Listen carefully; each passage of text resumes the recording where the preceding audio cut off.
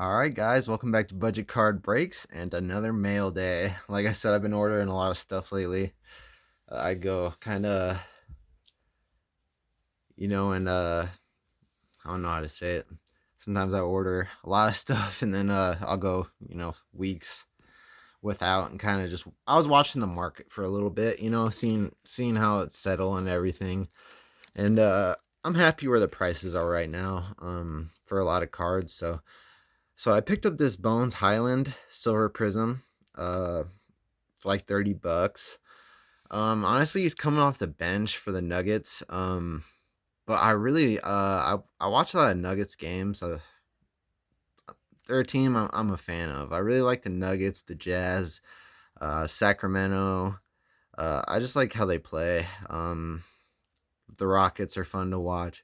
There's a lot of different teams that I like, but which gives me advantage to I don't know, just watch certain players and when he does get on the court, he doesn't get on the court too often, to be honest. But he's a rookie still, so um, he's very explosive, and I really like the way he plays, like the way he dribbles the ball and distributes it. He's got like kind of a swag about him that I really like. So I'm not saying that this is like a great investment card, because honestly, I don't know what his future holds. Like for all I know, he might G League or you know what I mean? Because he really hasn't been getting that many minutes. Because I do watch a lot of Nuggets games.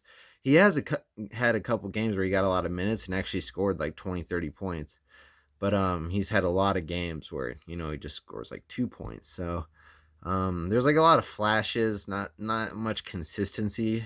So this is definitely a gamble, but like I said, I'm a fan of him. So and it was just a cheap card, so I didn't mind buying it one bit. And if it ends up becoming more money, then that'd be cool. But this other card I'm super excited about, guys. So this is a Shea Gilgeous-Alexander jersey auto. I know it's a napkin patch, but it's game used, which is super important to me, and it's also numbered out of 49. So, and I got this for $100. Like to me, that's a really good deal. I mean, you look at these flawless. I'm not gonna talk crap about because their patches are actually real, handmade. It's actually a quality product, but National Treasures drives me nuts. Those big patches they have, don't get me wrong, they look good, but they're not real. So it doesn't really bring any value to the card to me. Basically, they're just autos that look really nice. You know what I mean? Like um I mean this looks nice, but I mean it's equivalent to that to me because there's no value in just a patch of some random jersey that they probably bought like 100. Because when you think about it, those kind of jerseys they make with National Treasures, they always are multicolored patches, and you can only get those colors from the logos and certain parts of the jersey. So you need a lot of game used jerseys, so which would cost a lot of money in turn. So they're taking shortcuts, and that just goes to show you how much they care about the customer. And that's why I don't own any National Treasures cards, and I think they're a ripoff. Don't get me wrong, I do think the cards look good, but I'd just rather have something that's actually game used because it just adds more value to me. But I'm really high on Shea Gilgeous-Alexander, like I told you guys. I just got his Silver Prism. It's raw for $80, but I think I did really well on it because the guy wanted a lot more for it, and it looked pretty much perfect to me. But online can be deceiving. It really can. But I just messaged him and I was like, dude, best case scenario, it's a 8, and I gotta send it in and spend money and blah blah blah. So I kind of like played it that way, and I ended up talking them down to $80. And another thing I'm super excited about is I'm getting my first. I do have a couple 1 out of 1s. I do have a couple. I have a couple 1 out of 1s, a couple out of 15s, 25s, 49s, 99s. I have a lot of cards like that, but I do not have any gold out of 10s. And I ordered my first RPA Select Gold out of 10, and I got it for a really good deal, just $110. But it's Malik Monk, and that's kind of why it was cheaper. But like I said, I've been watching the Sacramento Kings a lot this year, and he is so explosive off the bench. I mean, they Sacramento Kings, they basically play with like two different teams, a team one and team two. They sub in like a completely fresh five, a team one, team two, and he plays on the team two, and I've seen him put up 30 points multiple times. Like he's an explosive dunker. I realize his rookie stats at the Hornets were bad, but honestly, I think the Hornets have like bad coaching or something's going on there. I think because it just seems like a lot of players that get drafted to that team play really bad there. For example, like James Booknight. What's that other? I mean, it's a guard. He's playing better now. He's got Terry Rozier.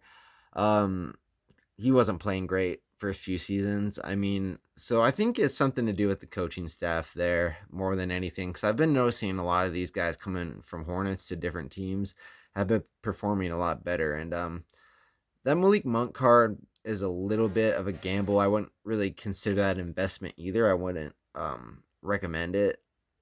I mean, but it is cheap. It's out of 10 and it's my first gold out of 10. So, I mean, regardless if it goes down and doesn't make me any money, I wouldn't be upset about that because like I said, it's my first gold select out of 10. And those just aren't cards that are normally in my price range. Most that's exactly why I'm collecting Shea Gilgeous-Alexander now. I used to tell people Ja Morant was my favorite, but he's just too expensive now, guys. Like literally, his autograph cost dang near $1,000. Like you just can't get any of his good cards. I mean, when I first started collecting, I didn't back to collecting the landscape of it changed so much to when I collected when I was a kid. So I really didn't know what I was doing, and I collected a lot of Ja Morants, and I was getting I can't tell you how many PSA 9 Ja Morant base cards I have, like rookie base cards I have. Like I have a select, and don't get me wrong, they're like $40 to $60 cards, but they're just kind of boring cards. Like, if you want any like cool cards, like a card like this of Ja Morant, you're talking at least 2-3 grand, which is just ridiculous. I mean, where's the room to grow? You know what I mean? Like with this player, Shea Gilgeous-Alexander, it's kind of a question mark because he did not that great his first two seasons. This is kind of his breakout season. But these are the kind of players that I'm really recommending that you guys kind of get into because these are the chances to make a lot of money because there's so much room to grow. With players like Luka and players like Ja Morant and Zion, their cards like values are baked in with championships, MVPs, all of these things. So they have all these expectations to meet. Like Luka cards, like if he doesn't win any championships, like his cards like are gonna plummet because everyone thinks that this guy is like the next. So there's so much expectations on him. Like the guys like this, they have no expectations right now, so they can just come out of nowhere and really make a splash, which he's been doing this year. And I did get on the latter end of it. I wish I would have caught him earlier. I could have got him a lot cheaper, but I still feel like I'm getting him pretty cheap, and it's going to go up much higher. Like I said, his PSA 10 Silver Prism's going for 600, and I'm confident that that one I just ordered is.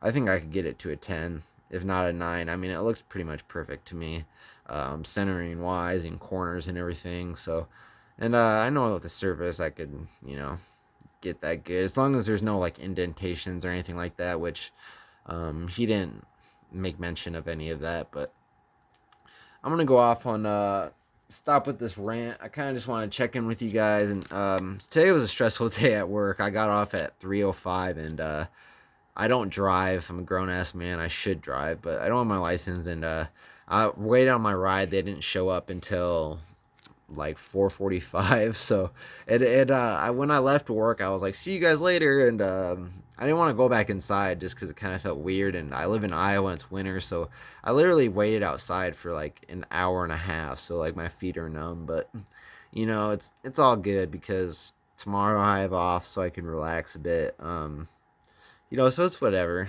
But really happy to have these cards. That was cool to come home to. And I have a couple of more surprises. I actually ordered a Pokemon mystery pack. I think I mentioned that to you guys. So some really cool things coming up, opening wise. Not just single cards. I know a lot of people like to see things opened. So we're definitely gonna be having some of that stuff come in, and some more cards, some more high tier cards. I've been just because the like I said, the price market went down, so I've been able to afford these bigger cards that I wasn't able to afford last year. So definitely an exciting time for me. But let me know what you guys think about these cards, especially this one. Like I said, this one is more of a fan card. This one is just both a fan card and both a long term investment for me. Um, Big fan of him, and I recommend if you haven't seen this guy play, watch him play. He plays very physical in the lane and great shooter. Yeah, very unique player. So, anyways, I'll let you guys go. Fun talking to you guys and myself again. Have a nice day. See you guys.